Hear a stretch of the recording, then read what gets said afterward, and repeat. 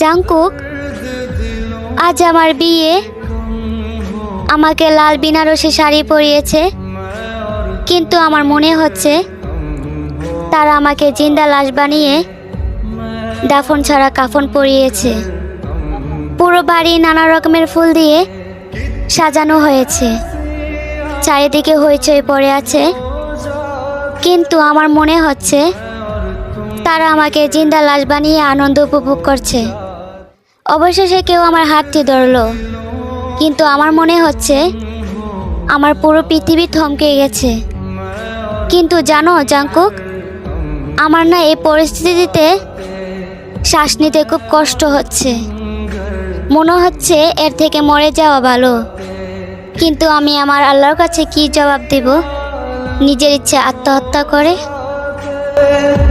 मैं और तुम घर